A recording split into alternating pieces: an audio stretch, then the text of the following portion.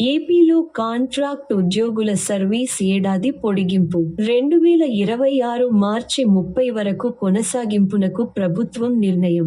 ఆర్థిక శాఖ అనుమతితో నియామకమైన వారికే వర్తింపు. ఆంధ్రప్రదేశ్ ప్రభుత్వం రాష్ట్రంలోని కాంట్రాక్ట్ ఉద్యోగులకు ఊరట కల్పించే నిర్ణయం తీసుకుంది. వివిధ ప్రభుత్వ శాఖల్లో పనిచేస్తున్న కాంట్రాక్ట్ ఉద్యోగుల సేవా కాలాన్ని మరో సంవత్సరం పాటు పొడిగిస్తూ కీలక ఉత్తర్వులు జారీ చేసింది.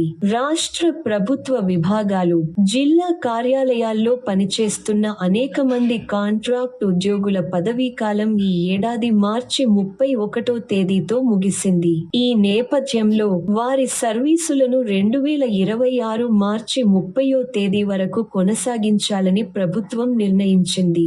ఈ మేరకు ఏపీ ఆర్థిక శాఖ ముఖ్య కార్యదర్శి పీయూష్ కుమార్ అధికారికంగా ఉత్తర్వులు విడుదల చేశారు. అయితే ఈ సేవల పొడిగింపునకు ప్రభుత్వం ఒక ముఖ్యమైన నిబంధనను చేర్చింది.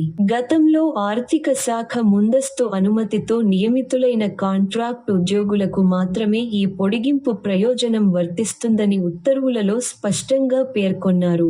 ఈ నిబంధన పరిధిలోకి రాని వారికి ఈ పొడిగింపు వర్తించదు. అంతేకాకుండా భవిష్యత్తులో కొత్తగా కాంట్రాక్ట్ పద్ధతిలో ఉద్యోగులను నియమించుకోవాలంటే తప్పనిసరిగా ముందుగా ఆర్థిక శాఖ అనుమతి తీసుకోవాలని ప్రభుత్వం స్పష్టం చేసింది. ఆర్థిక శాఖ ఆమోదం లేకుండా కొత్త కాంట్రాక్ట్ నియామకాలు చేపట్టరాదని తెలిపింది.